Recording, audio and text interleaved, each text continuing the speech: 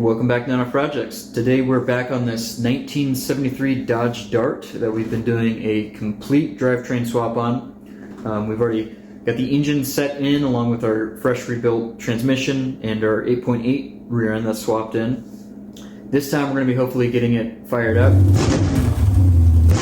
So let me get you pulled in here and we will go over our plan. So last time we left off having got the engine set in the car with our conversion slant 6 mounts. Sitting in there good, got the headers all bolted up and everything. And we did run into a hang-up. This is a Magnum block that we have aftermarket LA heads on. And the LA heads obviously aren't drilled for the Magnum accessories.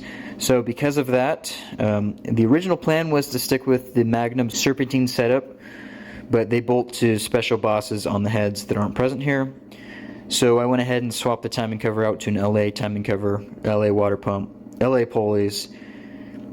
In my opinion, we're gaining here because I think the LA setup looks a lot better than the Magnum setup, but no big deal. So went ahead and did that off camera.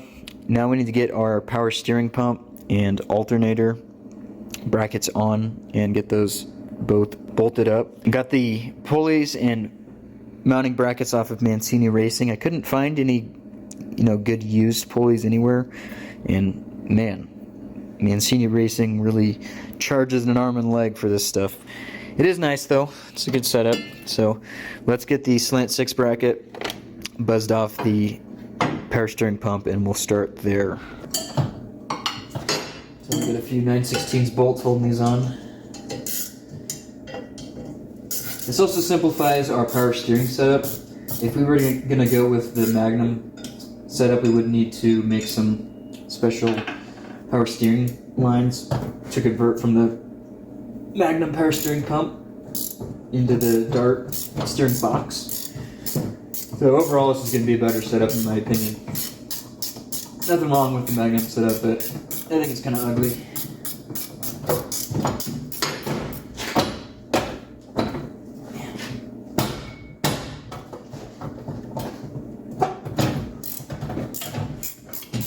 So we're really not far off from firing this thing up. We got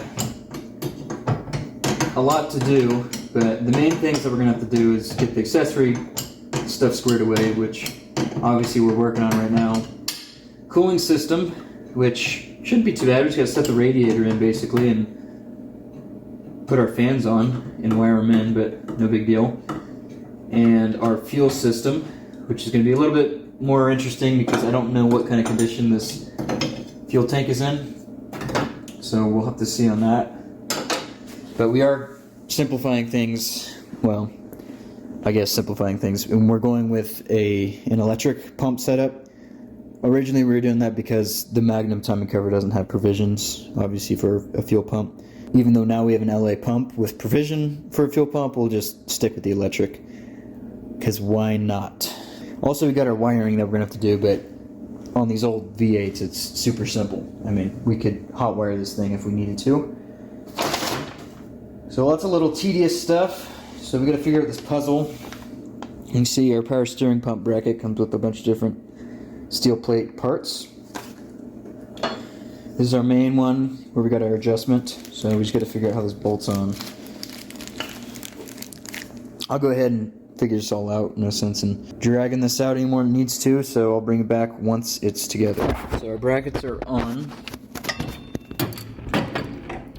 We got our front bracket here, bolts on in 3 places. There's a spacer, our rear bracket, this mounting portion, and there's actually supposed to be one more part, this, which goes in between this plate and the spacer, and then I believe that bolts to these 2 timing cover, or water pump bolts rather, which actually I'm realizing I'll probably have to pop the water pump pulley off, no big deal. But unless I'm going crazy, I didn't seem to receive that, so I will have to contact Mancini and go from there, but we'll just ignore that for now and continue on to the alternator, which should be a little bit more simple. So this is the style we have, and you can see it's a pretty simple setup. We just have the adjusting arm, the rear mount, and a couple spacers. So I believe Just start by threading our bolt here. You can see this is bent in a couple places. Looks like this is the orientation it's supposed to go on. Wait, maybe this. Yeah, looks like this is the orientation it's supposed to go in. Then our large spacer. Then our small spacer. And then we'll leave that off for now.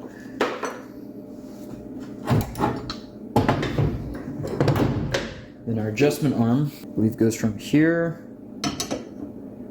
Let's see.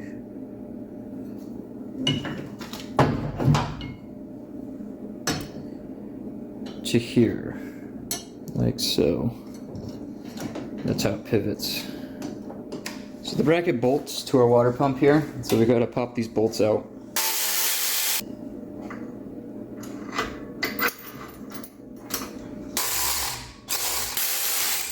Alright, so snug these up. These are going to need to be left loose so that we can actually adjust. So for now, that's good. The only one that doesn't pivot is that upper water pump bolt. So there's our action there. Happy with that. Let's also check our belt fitment for now. This kind of gives us an idea of alignment. Can't put the belt on yet because I think we got to pop the water pump pulley off for the power steering pump setup.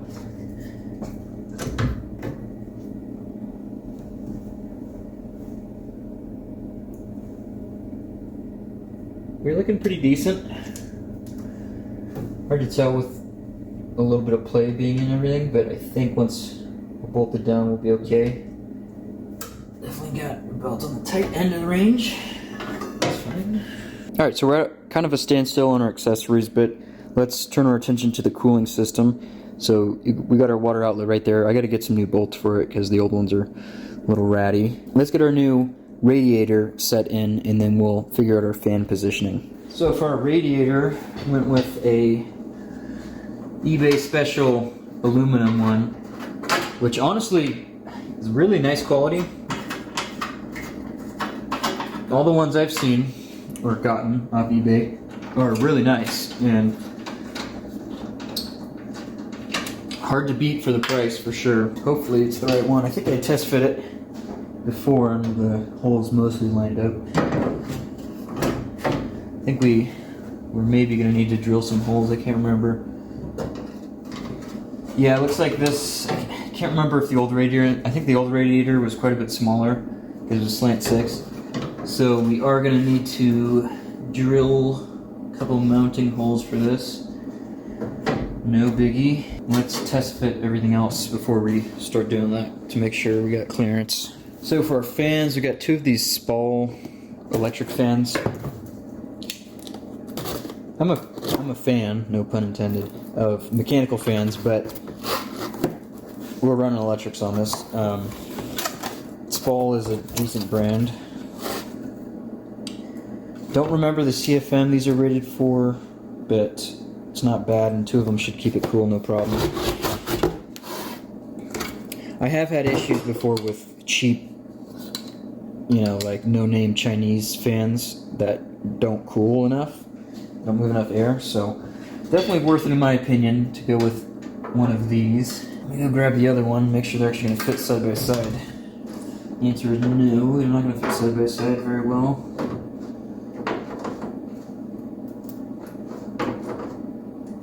So close. I think with trimming just a little bit off of, oh wait, maybe, oh, just fit, oh wait, not quite. Looks like we'll just be able to squeeze them in like this, which is not super pretty, but we can play around with it when we take the fan out and test. I just wanted to make sure we got clearance with the engine. So let's mark our holes on the body, drill them out, and then we will attach our fans to the radiator outside of the car. Also, real quick, let's make sure the stock radiator hoses are going to work. So these are what's specified for a 360 dart. I think these might be cut to length if I remember right. So they got some extra. Upper's going to work no problem. think both of them are cut to length. The lower will be able to be made to work. So I think once it's hugging everything properly, I'm good.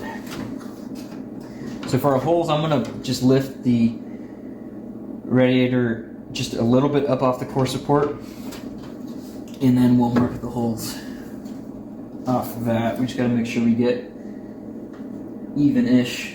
There's play in the mounting holes, so it shouldn't be too big of a deal. I'm gonna mark it, I think, resting, and then I'll just drill, you know, an 1/8 inch or whatever up, just because I'm not gonna be able to hold it up and level at the same time. I think I'll just drill the top two, and then the bottom two we will put the radiator in with the bolts and then drill from there.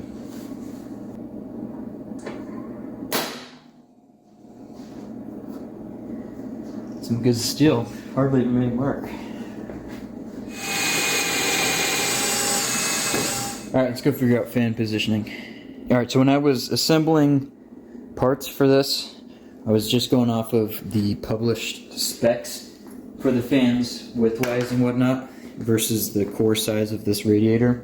Obviously something was off in one of the measurements, but what can you do? So, ideally we'd be able to fit them side by side, but you can see we got a solid 1/2 inch that makes it so that's not going to happen. So, let's play around and see what we can do to make it fit. Looks like if we do a little bit of trimming on that, it'll fit just fine. I think maybe that's what we're going to do because I don't really want to rotate the fan. It fits better like this. So we just got to, I'll take the rotary tool and just trim a hair off that. And we should be just fine. So let me mark that.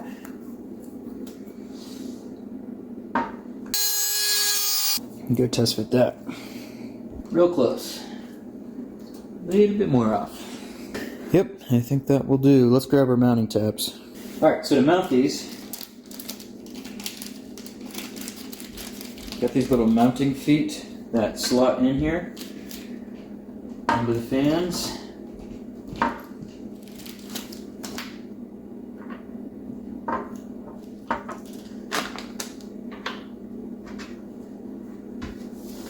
We got 4 per, and then actually attached to the radiator we have these things that are kind of basically like zip ties where they go up through the fins in the radiator, and then this zips down and can't pull back up just like a zip tie, and we've got these little foam things to go in between on this side, take up some of the slack. So I'll go in down and through like this.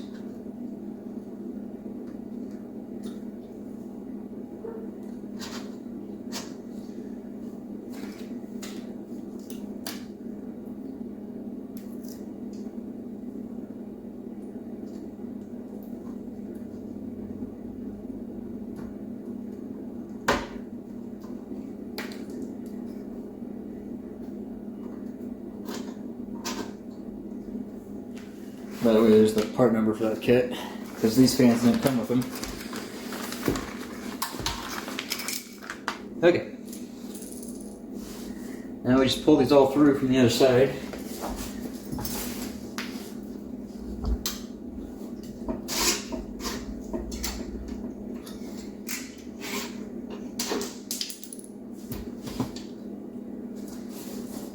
Let's push these down.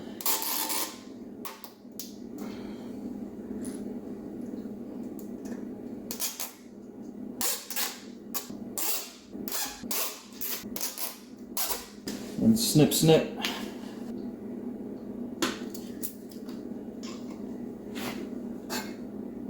And there we go. Okay, now let's set her in and get it bolted up.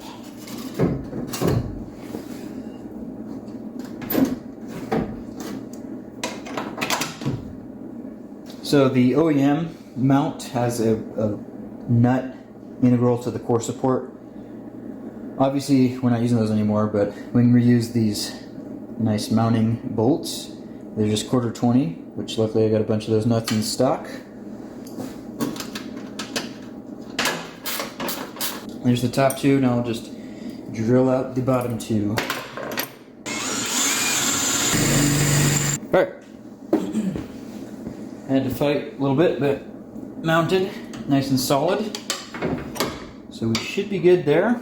Before we get all of our cooling lines run and all that, we might as well tackle the wiring first. Really, there isn't much. There is stuff we got to add though. We got to add, obviously, the fan wiring. So let me grab that. Alright, so just to simplify things, I picked up this Summit relay kit for dual fans. So it's pretty simple.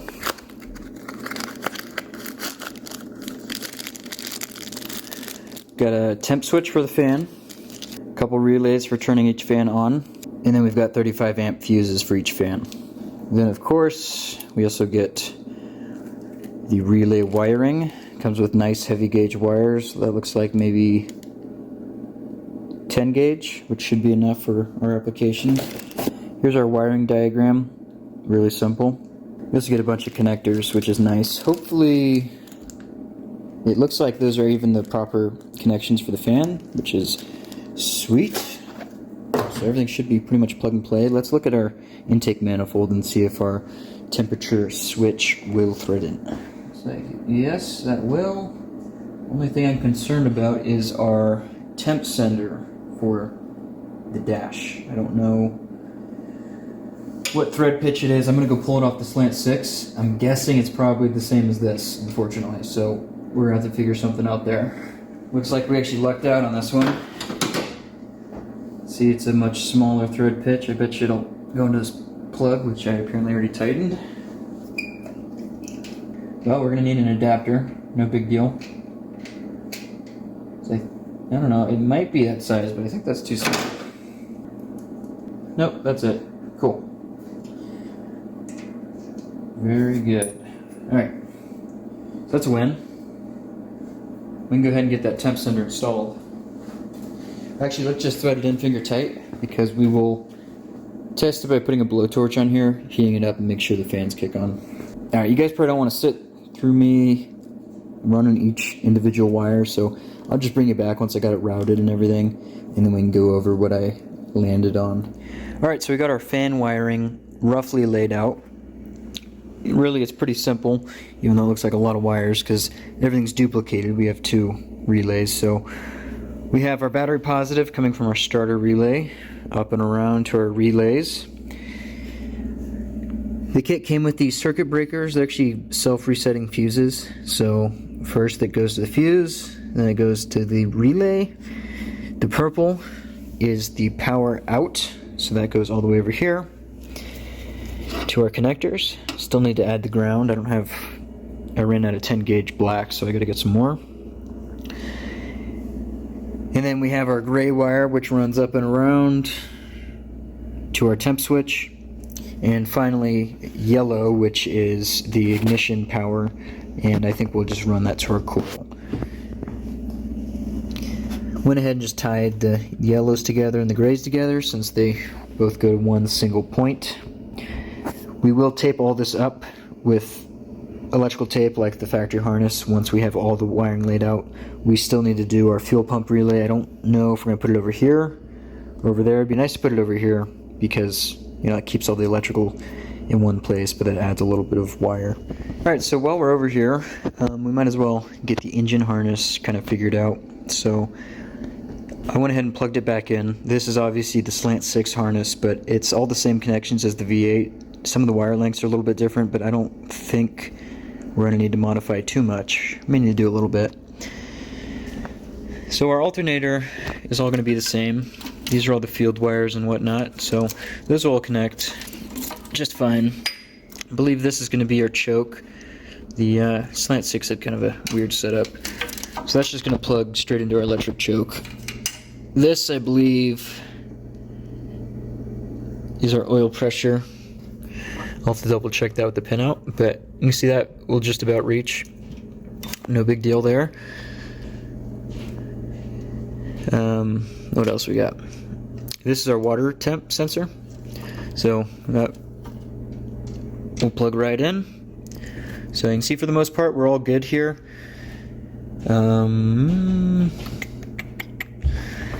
I don't recall what plugs in here. That is something I'll have to figure out, but I'm going to get all the alternator wiring hooked up, water temp sensor wiring hooked up, and oil pressure. Hopefully the Slant 6 sender will fit. If not, I'll have to find a new one. Alright, so I finally racked up a parts list big enough to justify a parts run, so went ahead and grabbed everything that I could think of that we're going to need to start this thing up. So went ahead and started getting the cooling system together. You can see I got our bypass hose on, water neck on with some nasty bolts for now. I gotta pick up nicer ones later. And I'm also getting pretty close in our electrical, so have our fuel pump relay added. That's gonna run all the way over here, that purple wire, down the frame rail, and it's gonna run all the way back. We'll mount our fuel pump here in a second. And then as for our fuel pressure regulator, we're gonna mount it right about here, I think. Then we have a soft line that goes up to the carburetor, and that'll give us access to the steel line down there, which I am just gonna for now run the 5/16 stock fuel line. I don't think that's gonna give us any issues. 3/8 would be ideal, but I don't think at this power level, or the fact that it's really just a driver, I don't think we're gonna run into any issues. So that's what we're gonna stick with for now. I think we are going to wrap up the wiring, so that's going to entail mounting our fuel pump, and also we got to get the supply cables figured out. So I picked up some new ones. We may, for now, just to simplify things, run the stock one. Unfortunately, somebody put one of these horrible ends on it. I have a new one of these, so we might just run that for now and then build a nice one later. I just don't want to have to make the starter relay positive for now. We also have our ignition wiring to do. It's just a Pertronics system, so it's really simple. Basically just ignition positive and a ground, so no issues there. One hang up on our heater hose lines. I'm using the location that you're probably supposed to use as the barb for the heater hose. I'm using that for the fan temp switch. So I got this. It's not correct for the 1/2 inch line. It's a little small, so we'll clamp it for now. It's probably going to leak. Maybe we'll even just plug it and bypass it. We'll see. So let's hop under the car and get our fuel pump mounted and get it wired up. So here's where I'm thinking we're going to mount our fuel pump. It's the Summit version of a Holly Blue pump, I believe. So see, we're just hanging a tiny bit below the frame, but it's definitely not the lowest point of the car, so I'm not really worried about that. It's the only place that gets us close to the existing fuel line where we're gonna have to cut, because the existing fuel line's running right behind this pinch weld. So we'll just snip it and add in our fuel line there. Also, we have these holes that we can get on the back side and get our nuts into, which will be handy. So yeah, let's get our holes marked, and then we can get the pump mounted. I think we're going to run our electrical right along with the fuel line, just to make it easy on us, and then we can just wire in right there. So let me get you set up on a stand and we'll get marking. So I think we're going to go up as high as we can, minus a little bit, so that our electrical isn't chafing against the floor, because obviously that would be bad. So I think that puts us about there. And we'll get even-ish. This is the orientation the instructions specify, and also we are below the tank, which is a big thing on these because they like to push fuel, not pull it. Pulling fuel will kill them. It would be ideal to put it a little closer to the tank, but this is what we're going to do for now because, well, not for now. This is where we're going to put it because we either, because putting it any closer to the tank would force us to put it higher than the bottom of the tank, so I think this is going to be better overall, and we'll be just fine. Draw an angle if our bit doesn't walk too much.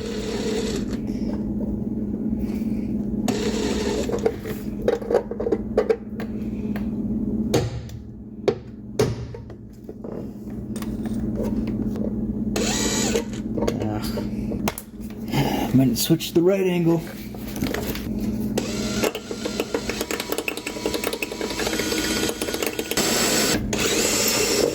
Or do that.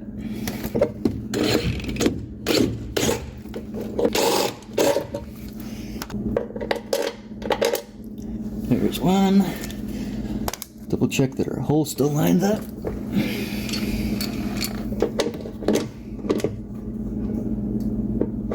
Let's put our barb in just to make sure we got enough room.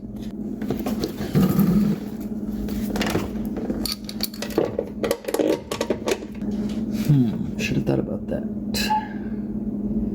Dumb. Well, rookie mistake there, but that's okay.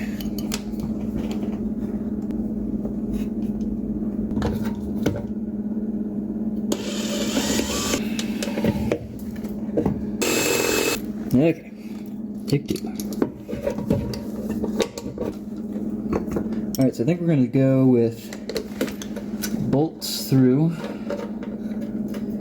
This is going to be fun. I don't know how well I'm going to be able to get it up there. Once I get it up there, it's no problem because I can get a wrench on it.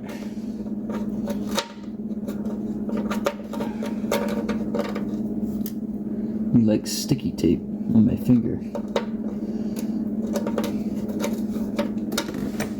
Give the grabber a go.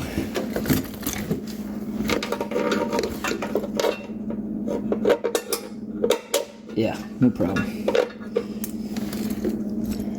Yeah, that's the way to do it. These things are handy.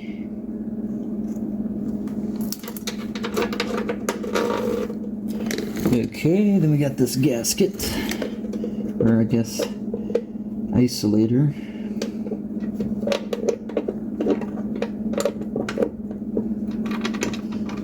Oh, seriously. This little clamp thing interferes with our bolt, which is awesome, so might need to cut that down a little bit. Try one more time. Yeah, that's great. It's cut down a lot. You'd think they would think of that, but guess not. Unless, well, you're probably supposed to go the other way, I'm guessing. Bolt this way, which we could do. It'd just be annoying getting the nut up there. Which is why I was thinking this way. I really don't want to cut that, so let's see how hard it's going to be to fish the nut on. I mean, even with that, I was thinking you'd be able to sneak it on there, but not really. I mean, kind of. What a stupid design. They have the holes offset, so why not just offset the clamp? I don't know. Whatever. And the annoying thing is we got these lock washers, so let's see. Right, I'm not even going to be able to do it by hand. Yeah. Okay, I don't want to do that. Let's just cut this dang thing. Alright, got it cut. Now I'm going to go ahead and fight with this and hopefully bring you back once it's all mounted up and we'll deal with the fuel line. Alright, so we got the fuel pump mounted up nice and solid. For our ground, I think we're going to try grounding the frame and see how it does. If needed, we'll run a dedicated ground wire, but we'll clean up a spot on the frame and send a self-tapper in. Or I guess We could ground off one of those bolts, but we'd have to take it back off, clean really well. And actually, because we have the rubber isolator, it'd be sketchy at best. So we will do its own bolt. I also pulled out our fuel line here a little bit, undid the clamp back there. We're gonna make our incision here, and probably, here-ish to give us room to put our hoses on. We may need to flare. We'll see. For now, we won't, but we'll always come back. We can always come back and do that if we need to. And then I also ran our positive wire through the frame there. We're gonna need to put some anti-chafing stuff on it to keep it from rubbing through on the frame, but for now that's okay. I think I'm gonna use a hacksaw to cut through this. I don't know if there's any fuel left in it, so I don't want to use a rotary tool or anything, but it should be easy enough with a hacksaw. I don't think I can get a pipe cutter in here, otherwise that would be the way to go. Alright, so we've got all of our connections made. Went ahead and grounded to a nice cleaned off part of the frame. We've got our connections from the tank. I don't like how this is hanging, so we're gonna need to either figure out a way to tie this up really well, make a shield, or what I should have done is left the hard line that I cut, bent it over, kind of like I did this one. And that would have been a better setup, but we'll deal with that before we send her down the road. So I think now we will turn our attention up into the engine bay and get the rest of the plumbing for the fuel sorted out. Alright, so I think I mentioned already that this is where we will be mounting the regulator. Apparently I put the barb on the wrong side. Whoops. I mean, it's reversible, but the text is on this side. So that's what I'm thinking. We're gonna put this, because it gives us a nice shot for the fuel line and avoids the headers as much as is possible. So let's get that mounted.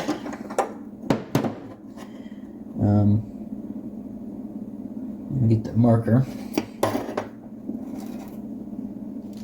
So the bracket screws are just these sheet metal screws.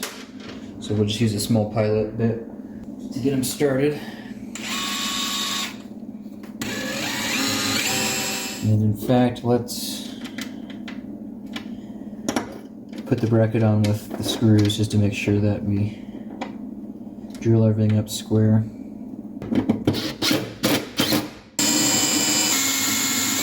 Then we've got these little flathead screws that mount the regulator.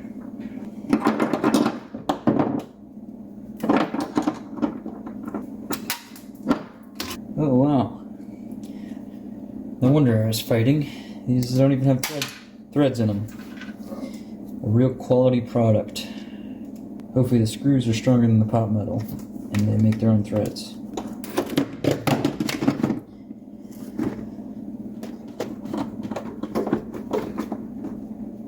Okay, there we go.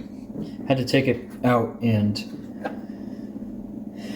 run the screws in all the way, take them out, and then put it back on. So, no big deal. On there now. Let's get our fuel feed hooked up. So we see our feed line is all the way down there. We may end up bending it just a hair to, if it interferes with the headers at all or gets close to the headers at all. This hose is real tricky to, well, not real tricky, but fights a little bit slipping over the barbs, so.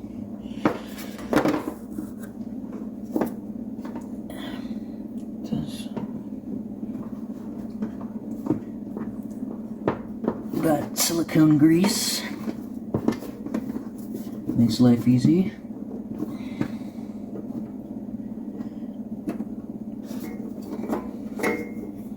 Oh yeah, we should be good with our fuel line. Lays right where I want it to. This is just silicone grease. Spray would probably be better, but this works fine. Okay, there we go. Let's tighten this down. Alright, so there we go. No chance that it could hit the header, which is what we want. You see it down there, kind of washed out. I guess let's hook up our pressure gauge, just so we don't forget that, because obviously that would make a big mess. And maybe let's put some fuel in the tank, hose on that end, and see what kind of fuel comes out. I don't expect it'll be that bad because this has only been off the road a few years. It's not like it sat for 20 years or whatever and the gas turned disgusting. So hopefully it's not too big of a deal. I did get a clear fuel filter that we'll put in line, and that'll help us see. But for now, let's run a gallon or so through the tank and see what comes out. I don't have a ton of gas, so there's a little bit of a varnish smell coming out. Really don't want to mess with this tank. But we will see. Sounds bone dry in there. I guess we could have tested just to start with, but I do have a pre-filter to put on the pump. Probably should do that now, but we'll see what comes out. Although I guess this was last registered 2017, so I guess 2017 now is almost, what, 7 years ago? Crazy.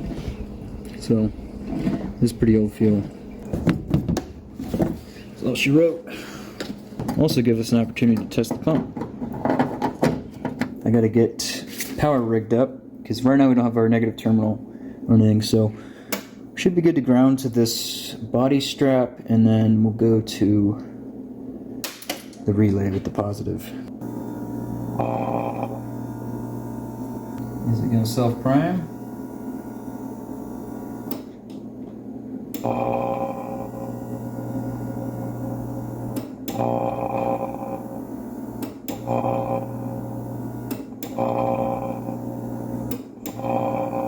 Or do we have a plugged pickup?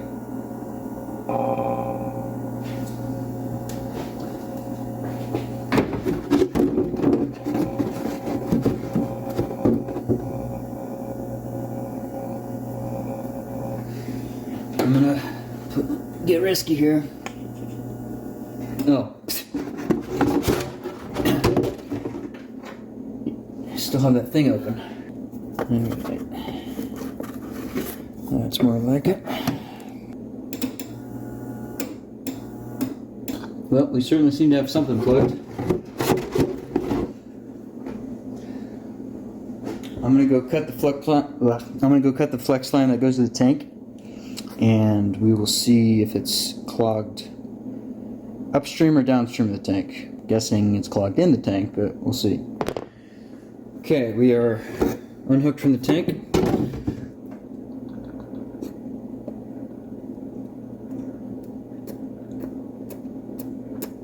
Sure enough,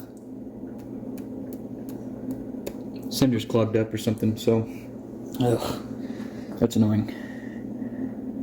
I really don't want to dig into that right now, so maybe to run it, we're just gonna stick the end of the fuel tank hose, we're gonna unhook it, and we're gonna stick it into a fuel jug. So we will deal with that later.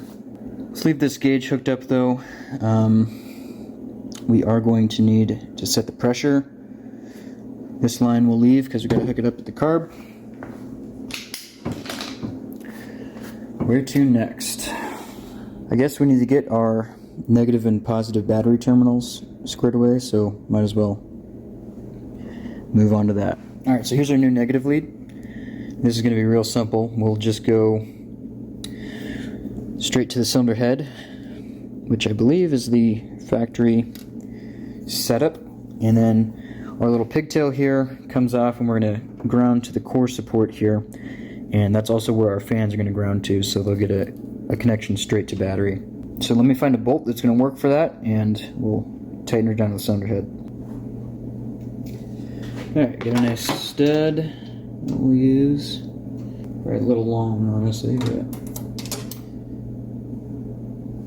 it should be okay. And I'd like to put a tooth washer on, but I don't seem to have any. So we'll use a wide nut for now. Okay, that should be a solid connection. Then we'll use some 10 gauge to connect wire here, ring terminal onto the core support. Good crimp. Always crimp and heat shrink. Hopefully this stuff contracts enough. Nope, that's annoying.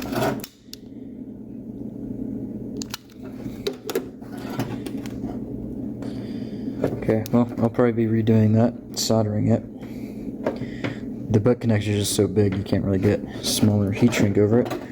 At least I don't really have the perfect size heat shrink, unfortunately.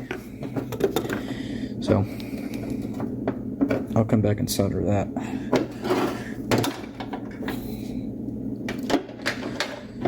So I'm just gonna figure out length on this. Be a little generous. And then personally, I like to cut the insulation off of these when I'm installing them like this because I want to heat shrink over it so it's waterproof or resistant, I guess. And that insulation is, well, first of all, kind of crappy looking, and second of all, it makes it harder for heat shrink to go over. So this way I can use heat shrink that fits really well, and that'll help improve the seal. Then we just crimp with the non-insulated section of the crimper. Yep, that one wasn't good. Always pull test your crimp connections. Looks so much better. So I've already gone over this with the wire wheel, so we got nice shiny bare metal. It was all rusty. And then I am going to use a toothed washer.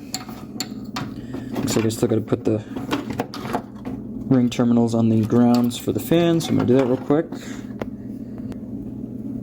Alright, so stack all these guys up. Alright, so we have our negative and positive battery terminals attached, except for down by the starter, because obviously we got to put that in still. So we have our power feed for all the accessories and whatnot going in there.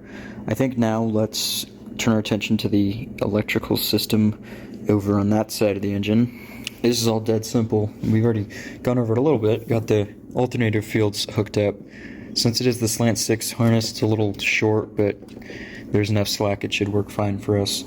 There's actually a lot of fat here that we can trim out. This car originally had the stock electronic ignition system, so I believe this goes to that.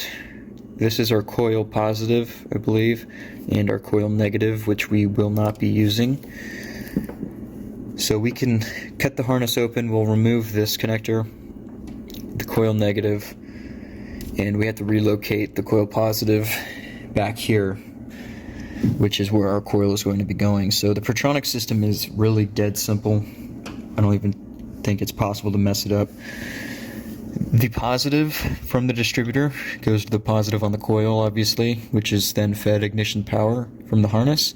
And then the coil negative just goes straight to the Protronics module. And there's actually no ground. The instructions don't specify any ground, so I believe they ground through the distributor body. There's not even really a provision to add a ground wire. So I think I'm going to split this harness open and we'll get our wires laid back out where they need to go. So I'm just going to be careful not to nick any wires. Alright, so there's our mess of wires. Immediately take this connector out. I don't even recall exactly what this goes to. Possibly the distributor pickup would be my guess. Actually, I'm pretty sure that is what it is.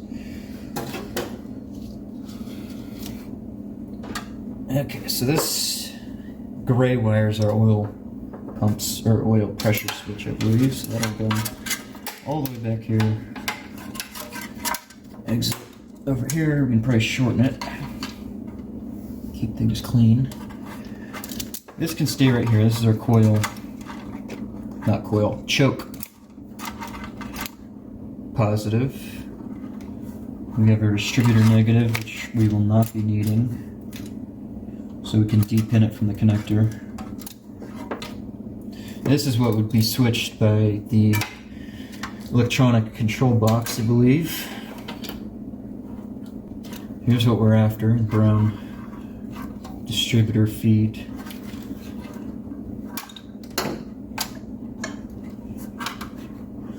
And everything else can lay right where it is.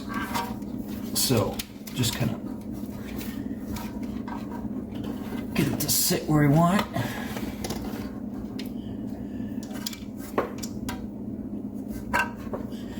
Then we'll probably be shortening this also. Plus the wire out here is a little nasty.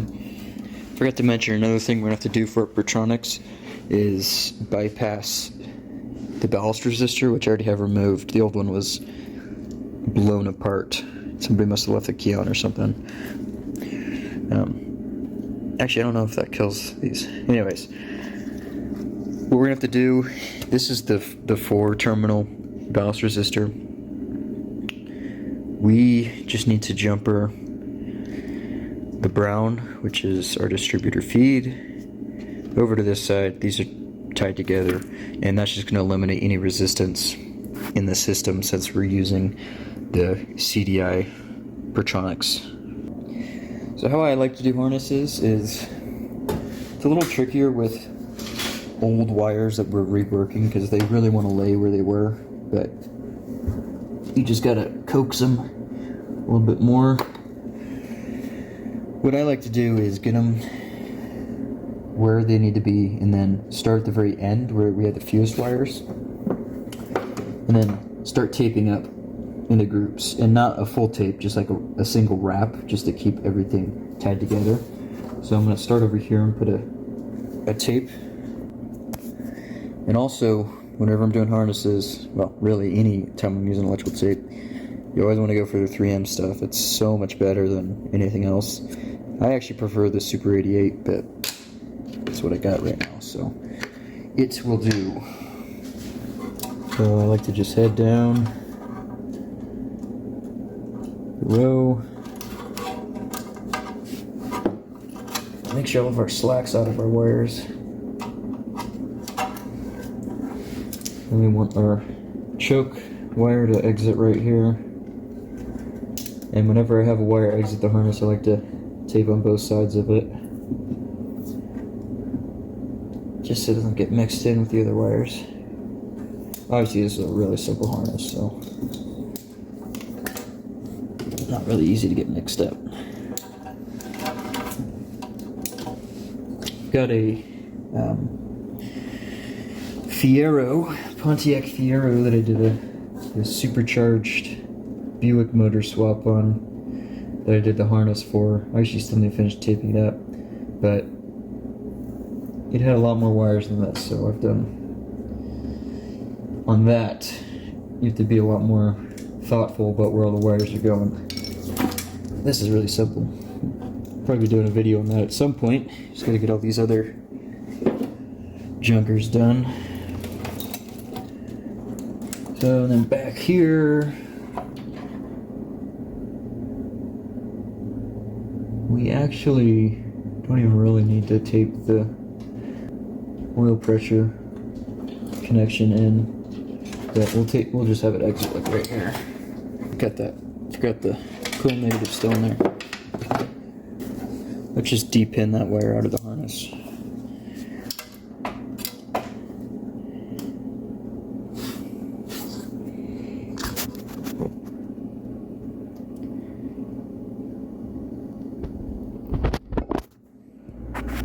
Alright, got that wire depinned.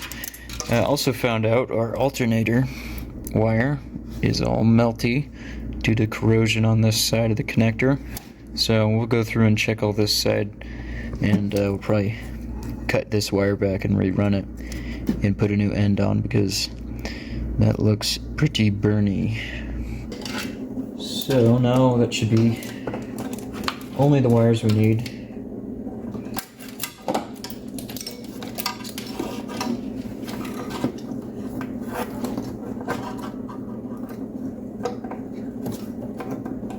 this in just for reference as to where it's going to be. Some slack in the wires you don't have to pull through. So that should be a fine exit for a coil positive. Alright, so now let's disconnect everything, just to make it easy on us.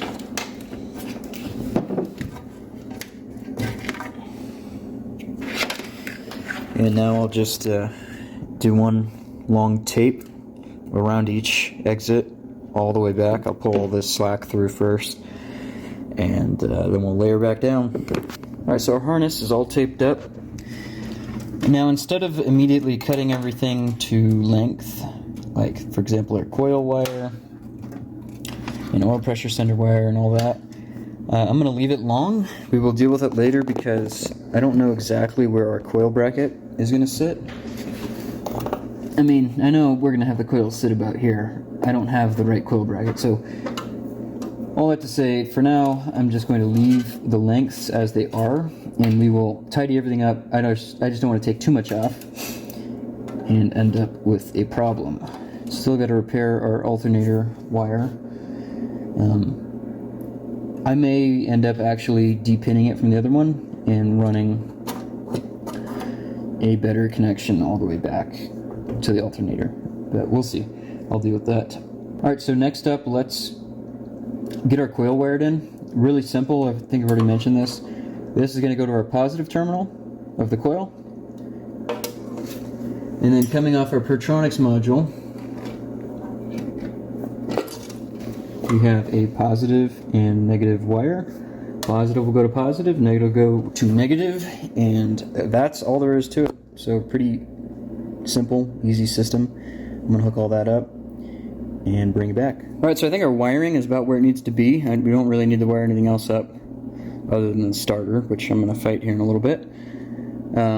So obviously we're going to have to do some cleanup with the wiring once we make sure everything works, but for now we're good to go. I got to do the alternator connector, but no big deal. I went ahead and got the engine turned over to top dead, well, about 15 before top dead center on number 1 compression stroke. So let's get our distributor situated, clamped down, and then we can get our plug wires on. Alright, so I've got our tie down. I did have to modify it a little bit because the Magnum tie downs have a little hump in the center. So you can see where I ground that down. Now it should fit right in.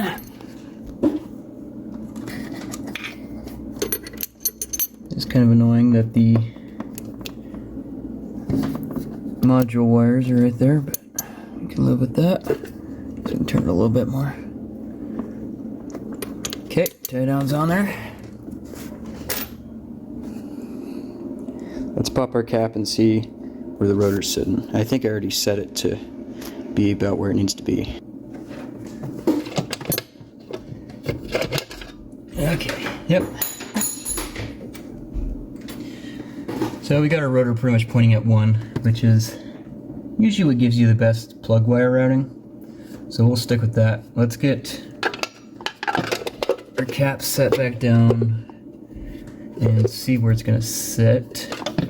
And we will align a post with where the rotor's pointing. So the rotor's pointing about right there.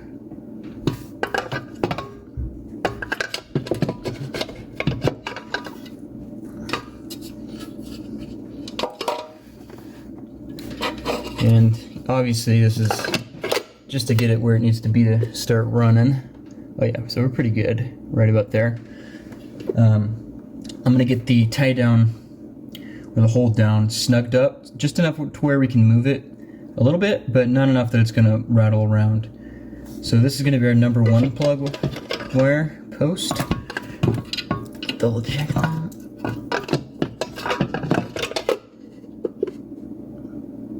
Yeah, so we'll start from there. And since I have the damper set at about 15 degrees, which is more than we may run for initial, but usually you end up needing way more advance than you think to get to the proper advance, if that makes sense. when you're first starting up. So no harm in going a little bit past, and that should get us in the ballpark. There we go. That's about where I would like to be, where we gotta put obvious effort in to actually get it to move, which is perfect because we don't want it to vibrate around.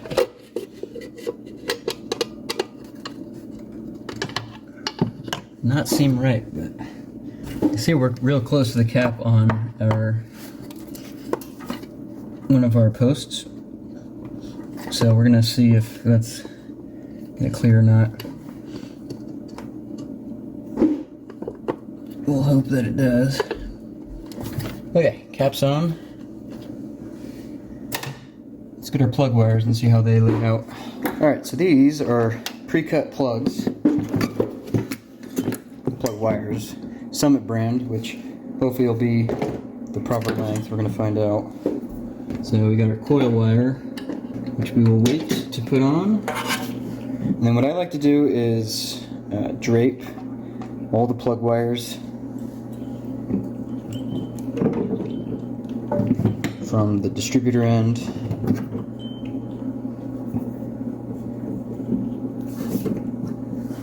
and that'll give you an idea of length, and then basically just go in the firing order and use judgment to figure out which plug wire goes where. If you gotta swap them, then you gotta swap them. There's no real exact science to it. Alright, so here we are. Not ideal because we're gonna have to put some angle boots on those back two cylinders just to clear the header. But other than that, we're hooked up. I'll deal with that before we start it. So I believe the last thing we need to do up here is deal with our cooling system. So before we start putting the rest of our hoses on, getting water in, let's make sure that our fans are going to kick on properly. So to do that, I'm just going to plug in our temp switch, which we will keep on the block so that it's grounded. And then I'm going to throw a battery in, and we will heat that with a flame. Make sure the fans kick on. So simple enough, easy to test. Alright, so this is not obviously the correct battery. It is a battery though. Forgot to connect this to the coil wire, but that's fine actually. That's the fuel pump, that's right. So I'll wire that to the coil. But for now what we'll do is I'll just jumper from over here where the ballast resistor would plug in. I'll jumper that to positive, and that will give us ignition power for the fans. We should be good to go now. So let me get a little torch. Actually, even before that, why don't we just ground it somewhere. So I'm guessing we got a cruddy connection for our positive. Apparently my jumpers are no good. Nope, didn't plug the whole harness back in. There we go. Okay.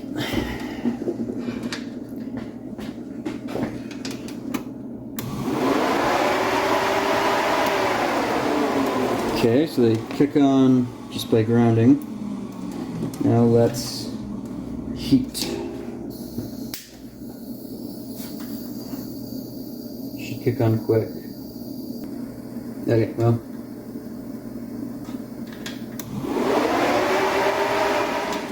We will just assume that that is going to work, because I don't want to burn it out or anything, so we will leave that alone. But the fans are both blowing inward. That's one thing we want to check, make sure the polarity is right on them. And they both kick on, which is the big one. So I'll disconnect power. And that's a win. Okay, let's get our upper rad hose on. Oh yeah, I forgot we got to actually bolt the carburetor down. So this is a cut to length hose, so we will cut it to length.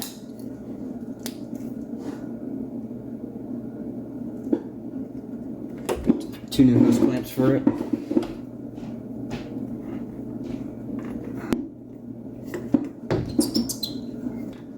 And there we go.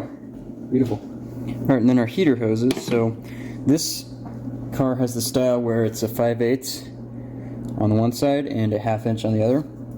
So this is the 5/8 hose, obviously it's bigger. And I believe the factory routing on these hoses actually takes it over to the firewall, then back over to the water pump. So I guess we might as well follow that. We got our 1/2 inch.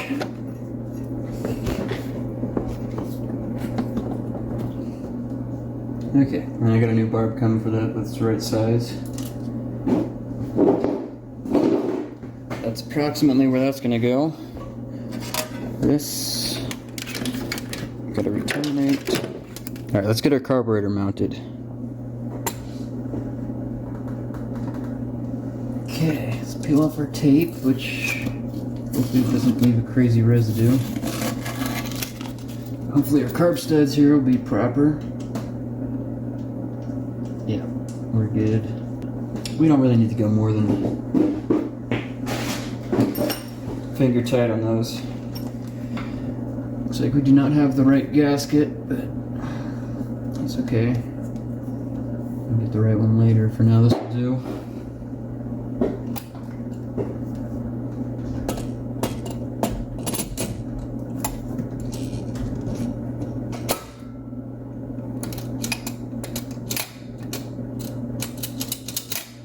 We've got washers and nuts.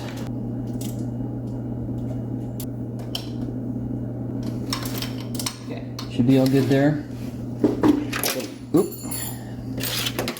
Got a couple things we got to do on our carburetor. Alright, so there's a port on the back of our carb that we are not going to be using, I don't think. So we will plug it up. And then for our electric choke, we need to put the ground wire on. So to do that, it came with this wire. We'll just put it here. And we actually should be good to just probably ground to the choke housing. It's got a T20. And there we go. Plug the positive in. There we go. Should have electric choke now. Then we have ports on the front of the carb. So we have ports on the front of the carb. We are going to use the ported vacuum for the vacuum advance, but for now we're going to wire it, or not wire it shut. We're going to plug it because we don't want our vacuum advance hooked up while we're setting timing. Even though it is ported vacuum, so it shouldn't affect it at all. But regardless, we'll do it. And then this center port we will connect over to our PCV valve. Hopefully I get a long enough length. Yeah, that's not the right size. Alright, so I have to get a short length of 3/8 hose. I think I used it all for the fuel line. And that'll run over to the PCV valve, and we should be all squared away on the carb except for obviously the fuel connection, which we're gonna run some fuel through the lines first before hooking that up. So I believe now we are done up top. Really not much more to do. I need to put the starter in, and also we need to hook up our transmission cooler lines, which, let me bring it over here. Obviously this is an aftermarket aluminum rad, and it did not come with the proper flare fittings. So we're gonna have to get whatever NPT this radiator has to whatever that flare nut is, 1/2 inch 20 or whatever it is. I gotta measure it and then hook them up. The lines, I already kind of ran them, they fit. The annoying thing with the headers is you basically have to remove the transmission cooler lines to get the starter in. So that's why they're dangling. I'll have to run to the parts store and get the adapters. I'll get a mini starter from like a Dakota or whatever. And then I think we will be ready just about to fire this thing up. Alright, so here's our new starter. You can get these at any parts store. They're just for a Dakota or a Dodge pickup with the V6, the 5.2 or the 5.9. And you can see obviously significantly smaller than the stock original style starter, which is going to be a big help with our header. So we also have this little dust plate, I guess you'd call it. So we're going to put that on, make sure it fits in with our starter here, which it does. So let's go down there. I already put, the Magnum motors don't use a stud for one of the starter bolts. I figured we'd use it just because we got it, so I took it off. I took it off the old 904 and already threaded the stud into the block. So that's going to help us locate the starter easier. And then we just got our standard starter bolt. That'll go up and through there. So I'll just fight with that, so you don't have to watch me suffer. Shouldn't be too bad with the mini starter, but... Alright, so there's our starter in. I don't even know, honestly, if a standard starter can fit. I had to fight to get to this hole. And also, our inspection cover, which came with this transmission, which is a small block 727, is all weird, so I don't really understand, but for now that'll work. We may need to... I mean, it works, but it's not right, so we'll either be replacing that or fiddling with it later. So also got our coolant lines, well, not coolant lines, also got our transmission cooler lines fitted up on the transmission side. Unfortunately, no auto parts store had an 1/8 inch NPT to 1/4 20 flare nut. So for now we're just going to loop these with a rubber hose. I mean, we're not driving anywhere. All we got to do is just keep fluid in the transmission. One last thing I got to do on the transmission, well, other than filling it and put the dipstick in, I do need to put the speedo cable housing back on, because that would be an unfortunate leak. Other than that, I think we are about ready to go. So I'll go through and double check everything, and then we will start getting ready to fire it up. Alright, so I got the correct fitting here for our 1/2 inch heater hose line. I believe that's everything for our cooling system, so let's start putting coolant in and see what leaks we have, if any. Looks like that's about it for my coolant stash, so I'll have to get more, but whatever. We can also put our engine oil in, so let's do that. Just running 1030 conventional. And since we got a roller cam obviously in this, we don't have to worry about any kind of zinc getting into Fort Knox. Can't remember. I think this is a 4-quart pan. I don't know what I was thinking of, but it definitely is 5 quarts. Alright, now we gotta figure out the transmission dipstick. I think this came out of this 727 came out of a truck or something. So I don't know if the dipstick is going to fit. We'll try it and see.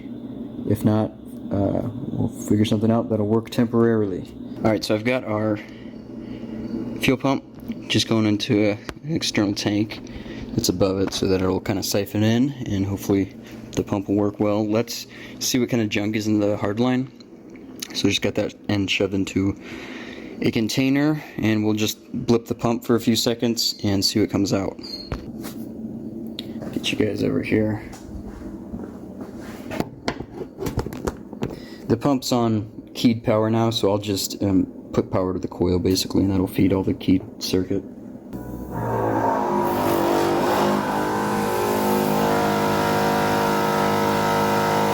Looks pretty much fine. A little bit of crud actually, now that I'm looking down in there. So hopefully that flushed most of it out. We're also going to put a clear filter in line for now, so that we can kind of see what's going on.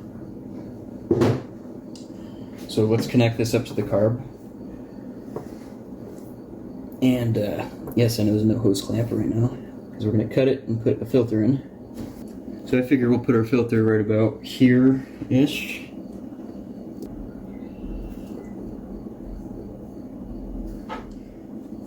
So now we will set our fuel regulator pressure, which I believe Edelbrock specifies 6 psi. Double check that. Okay, now we can set our fuel pressure. Get you guys moved over. Alright, so Edelbrock recommends setting the regulator at 5.5 psi, so we'll see what it's set at from the factory.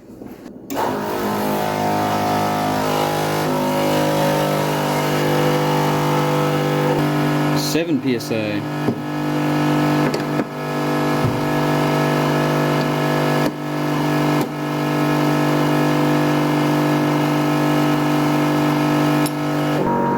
Guess I should be checking for leaks, which I do not see any. Man, this pump is loud. It's kind of how all on-frame pumps seem. Alright.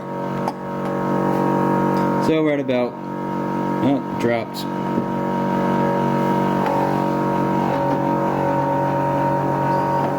Give her a little bit more.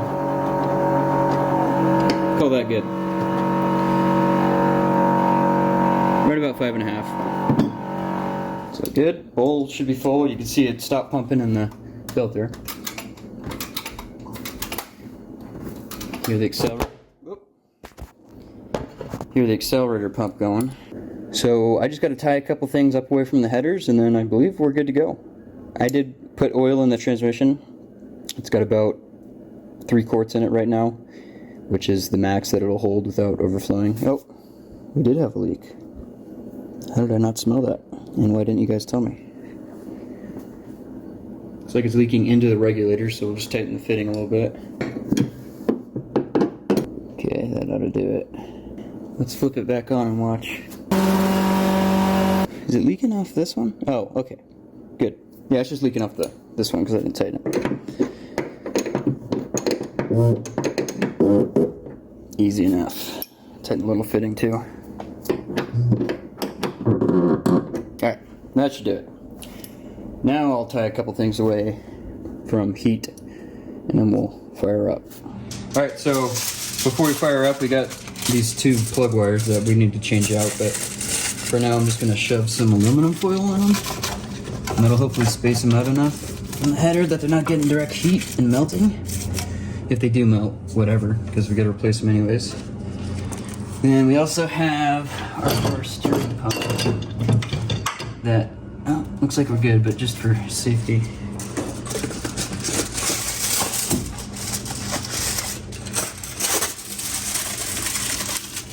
Crumple up a little bit and put it there.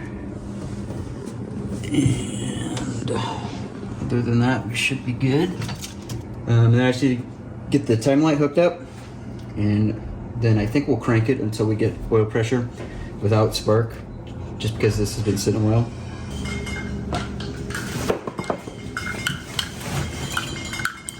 Alright, so we're just going to crank until we see oil pressure. So this should crank it, hopefully.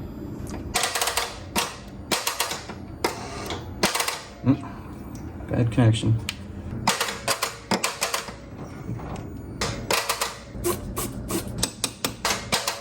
I guess it's possible with batteries. Oh, I was wrong. It did do something. Alright, now we'll crank her over until we get some oil pressure.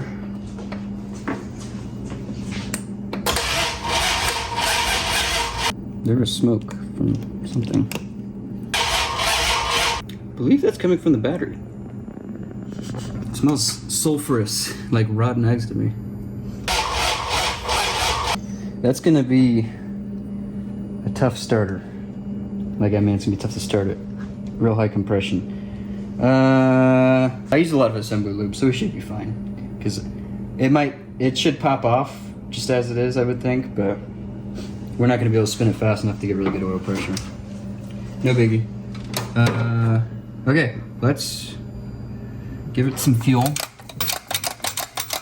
Okay, that should be enough. And then we will jump her over to our coil and fuel pump. Get earplugs ready. This is gonna be loud. And I like my hearing the way it is. Alright, anything goes wrong, we just pull this wire and it dies, so. Easy enough.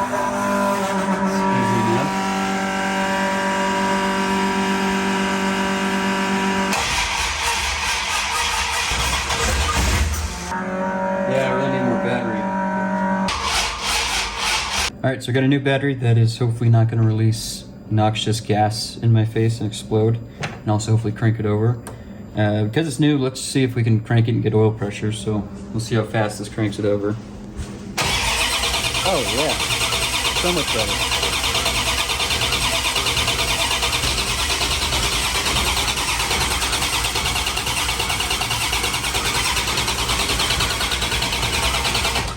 Yeah, we're starting to get oil pressure, which is funny because I didn't even realize that when I stopped, but anyways. Let the starter rest for a second, and then we can give her some spark, and hopefully it sucked down enough fuel just now that should pop right off.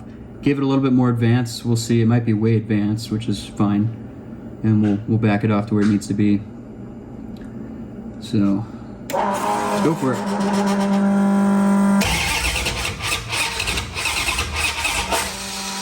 Looks like we gotta actually take some out. See how it was kind of like stopping the motor? That shows me that we have our spark too early, which is rare. Usually when you have a new motor that you're starting up after stabbing the distributor, it's the opposite. Okay, so that should retard it quite a bit. Let's see what it does now. I'm an idiot. Now.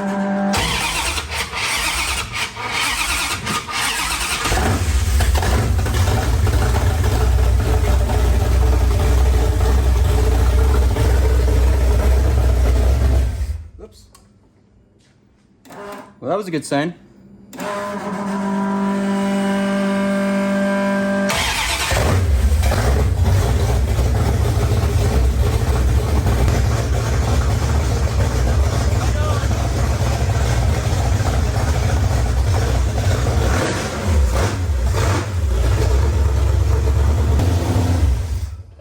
Did it again.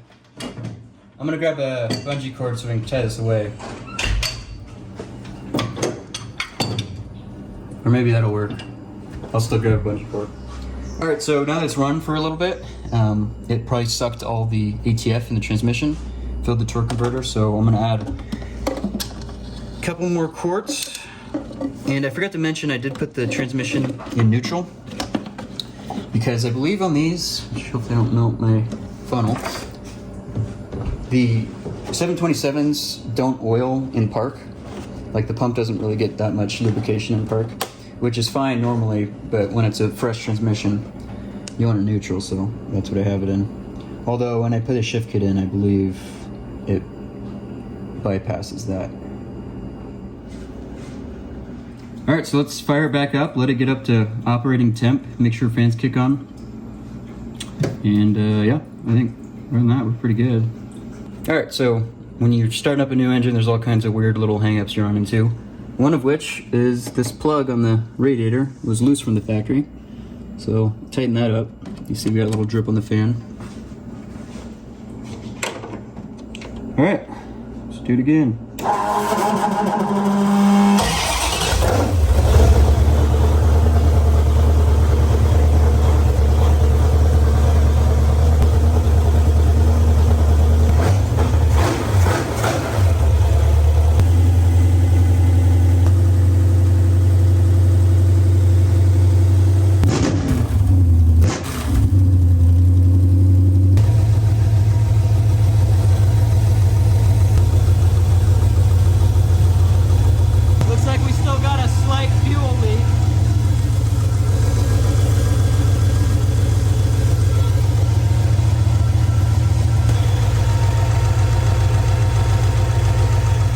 Alright, fire's right up, it's running great. No issues really.